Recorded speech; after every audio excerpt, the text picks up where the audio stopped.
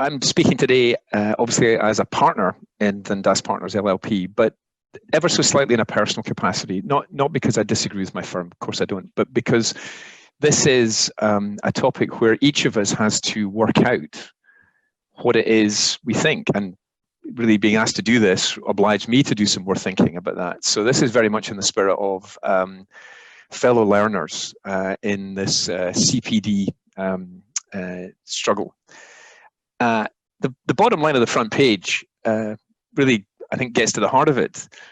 This is obviously about ESG, and it is about the ever-shifting goals of responsible capitalism. This is not a new topic, but it is a particularly important topic just now, and there are elements of change underway.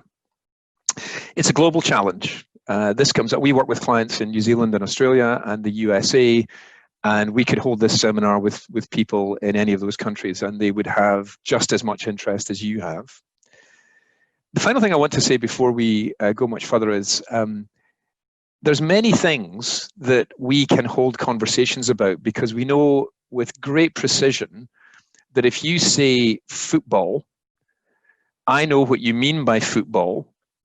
And even though it's rugby union or whatever type of football, most of us think about the kind of football played by football teams in the football leagues. And we know exactly what that means. We don't have completely defined vocabularies yet. And that's part of the challenge.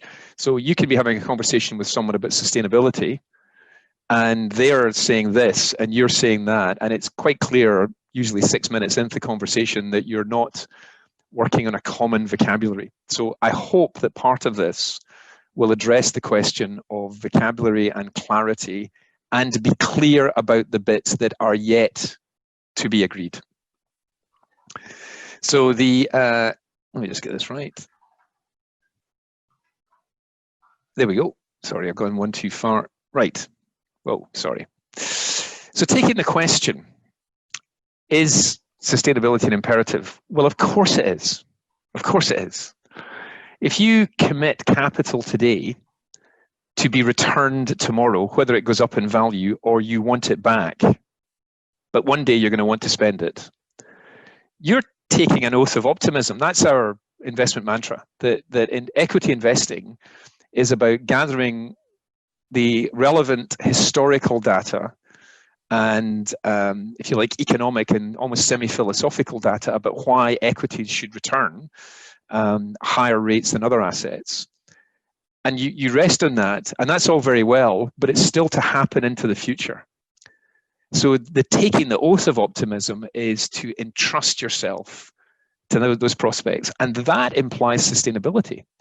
If the thing that you entrust your money to is not sustained, you know, Alistair Darling lives 200 yards away in the same house he lived in when he was Chancellor of the Exchequer, and RBS went bankrupt. And some of you may know that Fred Goodwin turned up at his front door with a panettone cake.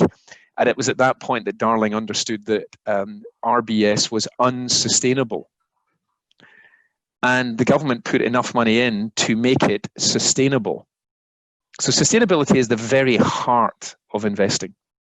And the longer the liability, the more important that becomes.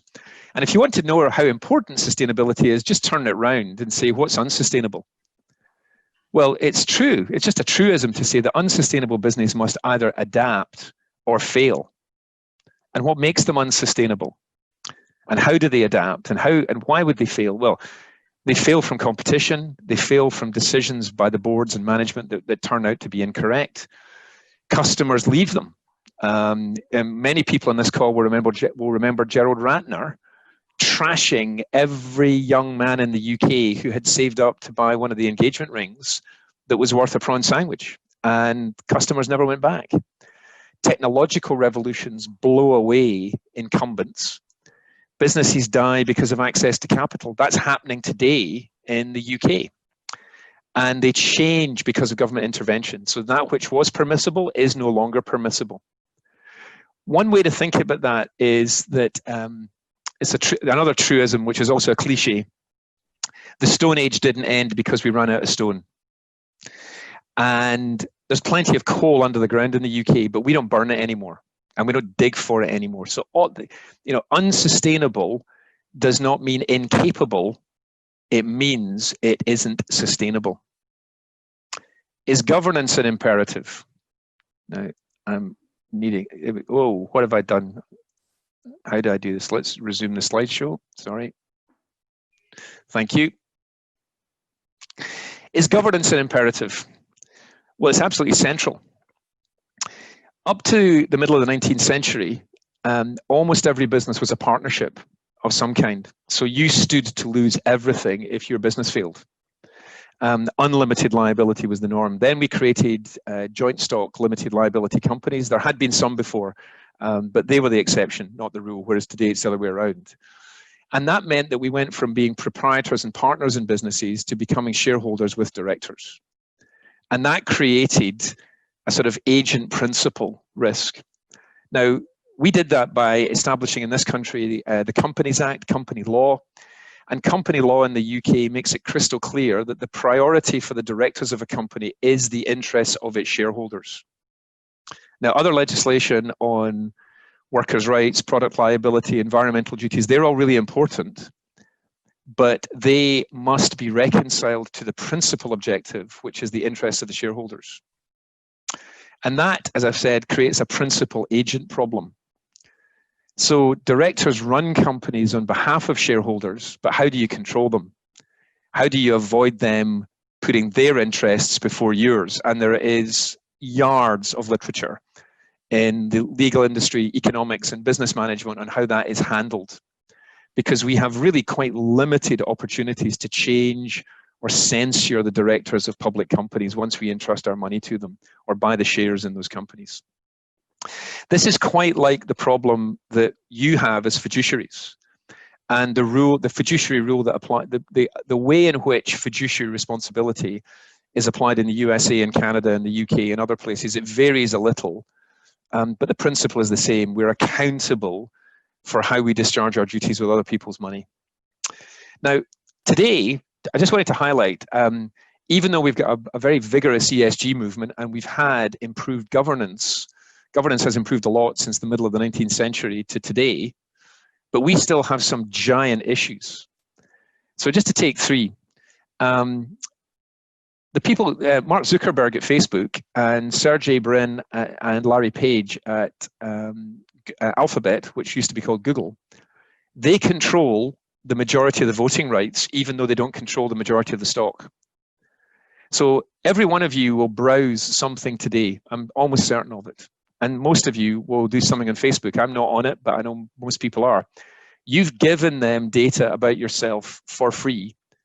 And those three individuals control that, not because they own the companies by majority, but because they have been given special voting rights. I think that's a scandal. We own one of them. We can live with that scandal with one, but one of them sticks in my craw and I just couldn't buy it. In many companies in the USA, the chairman and the chief executive is one person. So you chair the meeting and you turn around to the CEO and say, tell me how you've run the company. And the CEO turns around and says, well, that's me. And you have that conversation. Again, that's a scandal. And I can assure you, separate chair and CEO is the exception, not the rule in the USA. Hasn't stopped the US stock market soaring the last 12 years. And finally, this is the daddy of them all. Some of you will have stocks like Alibaba and Baidu in your portfolios, listed in the USA, typically domiciled in the Caymans or somewhere else. They don't even own the assets they operate in China. Those companies are owned by entirely different people, and there are contractual arrangements between the two sides yet to be tested in law, so that if you buy shares in Alibaba, you're actually buying the prospect of maybe getting a cash flow one day based on a contractual relationship subject to Chinese law. There's no direct ownership of the assets because that's forbidden under Chinese law.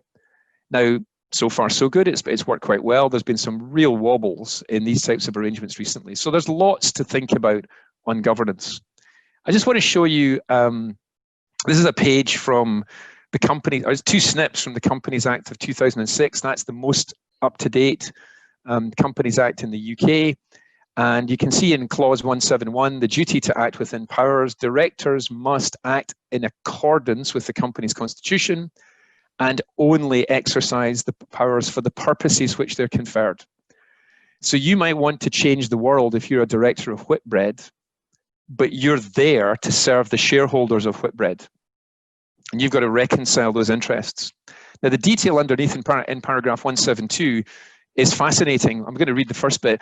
A director of a company must act in the way he considers, he implies she here, in good faith would be most likely to promote the success of the company for the benefit of its members, that shareholders as a whole, and in doing so, have regard to. Now, my daughter's a lawyer and assures me that have regard to, these are not shackles, these are provocations, and there's lots of case law in what have regard to. You cannot disregard the interests of the company's employees. You cannot disregard the impact on the community, but not disregarding and regarding are not the same thing. Lots to chew on in that area. So just to highlight, and those of you who are directors of companies, that's your obligation. Now, what I want to go into next is the regime we work on in the UK. And it comes from the Cadbury Code. And the reason that Mr. Adrian Cadbury, who was, I think, the 6th generation Cadbury to run the business, the company had begun by a family of Quakers. I don't know if Mr. Cadbury was a Quaker himself, but he was very keen to for people to understand that the Quakers had played an enormous role in improving corporate governance in the UK in the 19th century. And that we could have a whole day on that. It's so interesting. And the italics at the top are a quote from him in the paper. And this code in 1992 had been brought about by the Financial Reporting Council, the Chartered Accountancy Bodies of the UK, and the Stock Exchange after Polly Peck and Colorall, two notable scandals of the late 1980s. And what Cadbury said is it's all about accountability for governance, that we need boards to work properly. And he made a number of recommendations, but these are the key ones. Firstly, this code is so effortlessly British, it's voluntary. But if you're listed on the London Stock Exchange, and this applies today, you must comply with it or explain why you don't. That's the only rule. It separates the role of chairman from chief executive. I don't know that we have any of those left. Now, you might be a Mike Ashley and get a puppet for the chief executive, up whom your hand is obviously placed, the back of. But it's the separation. And if that doesn't happen, there must be a really strong independent section on the board. The majority should be outside directors. Remuneration, which is where the principal agent problem used to hit. Are they lining their pockets with our money? That should be non-executives, and audit committees should have at least 3 non-executives. Many companies didn't have audit committees in the 80s. So this is the regime we work on, and you can see what it's getting at. It is good governance and transparency. If there's one problem, I think Mr. Cadbury and co, or Sir Adrian as he was, I think they thought we were all as moral as Quakers. And sadly, that's not proved to be true. The human stuff may not be up to the job. So moving from sustainability and governance to the elephant in the room, which is called ESG. Firstly, it's the wrong acronym. And if you want to join me in a campaign to change it, please do. But I think the boat has sailed. It shouldn't be ESG. It should be GSE, because you can't fix the E and the S without good governance. So governance is the priority, and that's the one that we put most emphasis on. Now, are these fads? No, they're not. They are serious topics, and I hope the earlier discussion has demonstrated that. However, it's a work in progress as to definitions, priorities, and methods, and this is where it gets really quite complicated. There are multiple suppliers of ESG ratings. Now, what does that mean? If we're going to study a company, we can look at the annual report, we can get the annual report and accounts, we can study the numbers, we can read the annual report, but what we can't do is we don't have the resources for the fees that the market will bear to do a complete supply chain check. So the ESG rating companies are stepping into that, And they're saying, we'll do that work and we'll send you reports. And I'm going to show you one in a minute. Okay. But there's multiple providers and they are not consistent in their views. Secondly, I don't think it's yet clear what investors want from this, people on my side of the fence, other than to prove that they're serious about it. I don't think we've defined what nirvana looks like or that perfect future. So it's quite tricky to have agreement when there's disagreement. Now, the organization you may not have heard of, but is the big daddy of this, is the United Nations Principles for Responsible Investment, started by Kofi Annan in 2006. And what it proposes and is doing is getting membership from most of the world's big fund managers and more smaller ones and big institutions who sign up to the principles, the 6 principles for responsible investment. And we signed up the day we started the firm in 2010. We agree completely with those principles. You've got to demonstrate that you integrate those principles in your daily work. There's been a subtle shift here. PRI now rates managers on their compliance with this. The PRI addresses a wide range of topics, but you would be deaf, dumb, and blind if you missed that one topic dominates, and that is climate change. And so the PRI is on a mission. It's on many, many missions, but that is its most important one to do with climate change. Go and look at the website and see what you make of it yourself. Now, this encourages, one of the things it does is it encourages collaboration between investors to engage with companies. Now, at its basic, that is a wonderful thing, because not enough of us used to vote the shares at company general meetings. I mean, it was like the turnout in a Labour-held Labour-held seat in Liverpool or Glasgow, where the turnout was 50%, because 99% of people were going to vote Labour, so nobody else bothered to turn up. Well, that used to be the case at IBM and Exxon's annual meeting, and that was scandalous. So what they want is more collaboration, but they want to demonstrate more engagement. They want to demonstrate that you're writing to them, talking to them about the principles and their interest in sustainability and the wider issues that the PRI is now taking up. And the PRI has threatened investment managers who don't demonstrate that they really mean this with the chop. Now, that's fine. If you don't live by club's rules, you should leave. But that power is being exerted at a time, or threatened with exertion at a time, when there's more and more interest in proving you're a good ESG manager. So that is a really big threat to managers and an enormous encouragement to the compliance. I'm going to come back to the final bit later. Let's just press on. The next bit of this discussion is a series of snips and slides from various places, just to show you some of the live topics on this. Well, the first thing is, when I was a boy in the 80s and 90s, the standard response to sin-free portfolios or investing more ethically, depending what the ethics were, was, well, hang on a minute, if I don't invest in booze or alcohol or tobacco or Rupert Murdoch's papers, if they've got page 3 girls in them, the reason I can't do that is I'm missing out on all these big investment opportunities.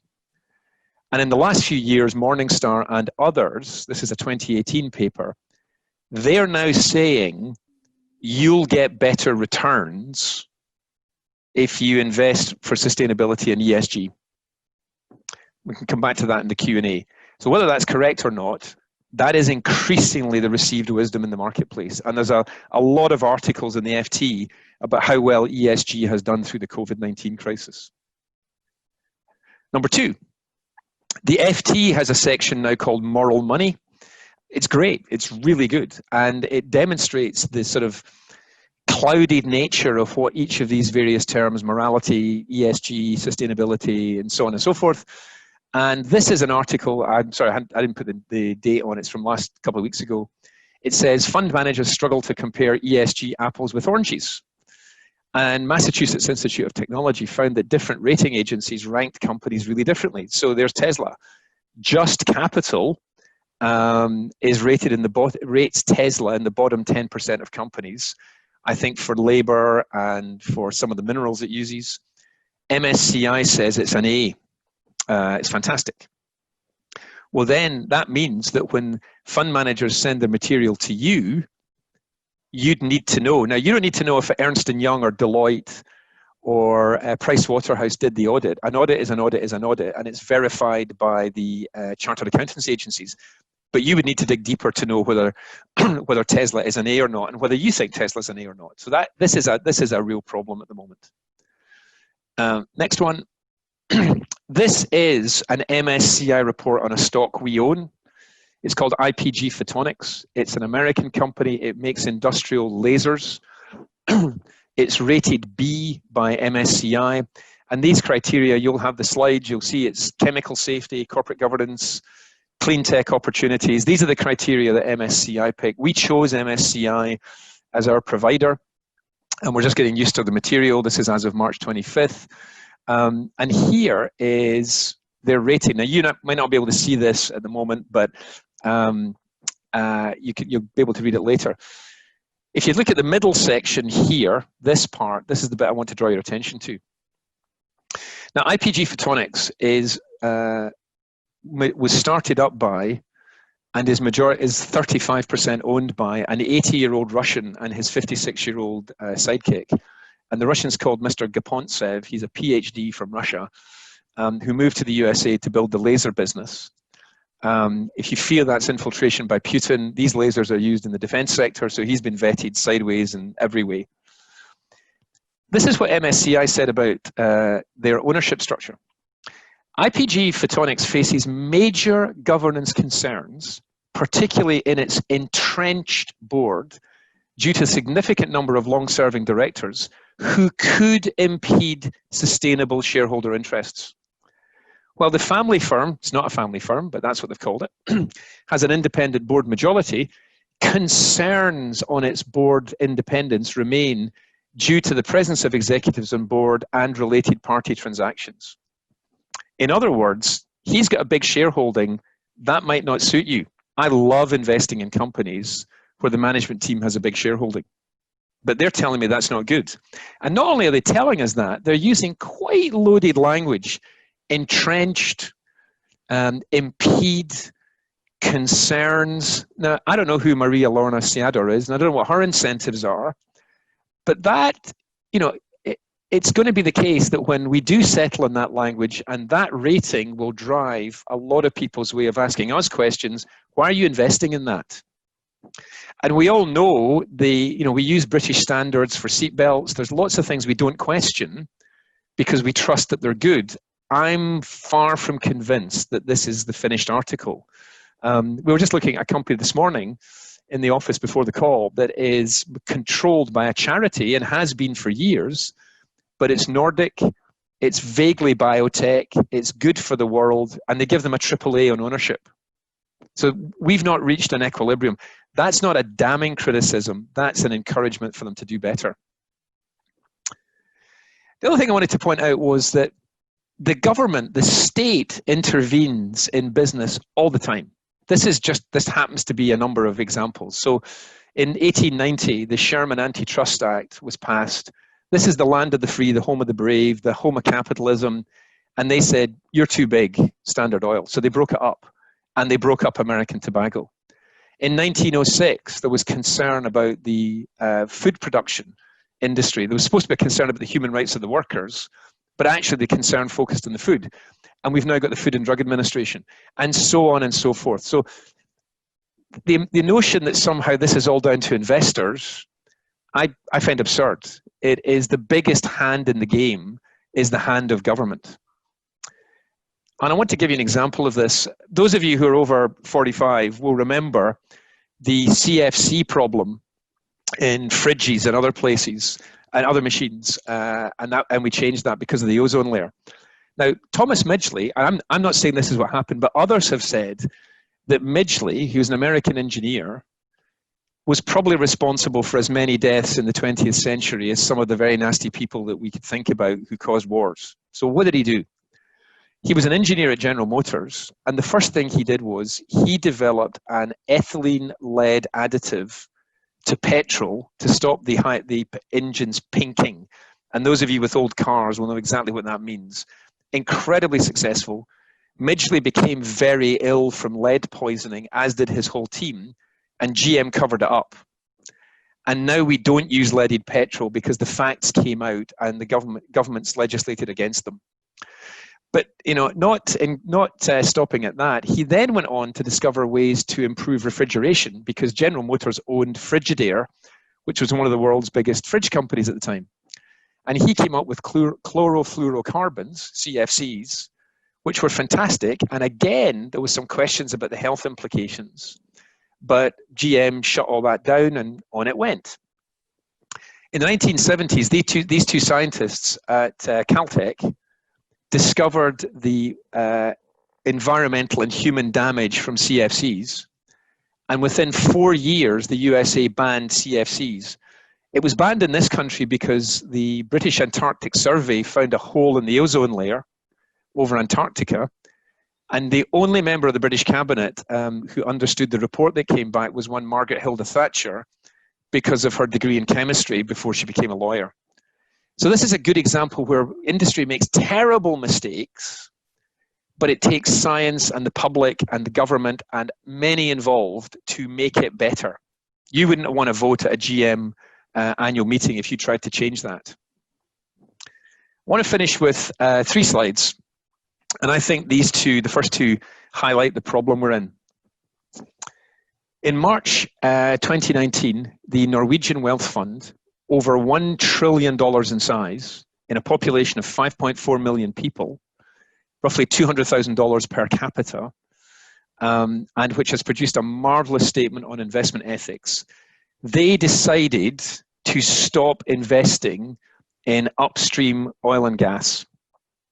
They said that's the end. They'd listened to the UNPRI, they'd listened to everything. And that fund is owned by and controlled by the Norwegian state. Earlier this year, the Norwegians announced the opening of the Johan Sverdrup field offshore Norway. Now, I can tell you right now, Nicola Sturgeon would be out of a job in 3 minutes if she said we're going to frack in West Lothian, which we probably need to do. And the production offshore Scotland is in decline. It'd be a very interesting challenge for the SNP if they had the chance of a Sverdrup, because it's Scotland's oil argument died in the last referendum and whether it would come back. But to their credit, at least the Norwegians take it in the chin. What about the climate? They even went so far as to say this is the world's greenest new oil field because it's powered by hydroelectricity from the Norwegian hydroelectric grid. Hypocrisy, human failure, evidence of the problem. The really cynical perspective, of course, I would never dream this up, they're shorting all the other oil stocks worldwide so that the Norwegian supplies maintain their position in the market. Oh no, they would never do that. Okay,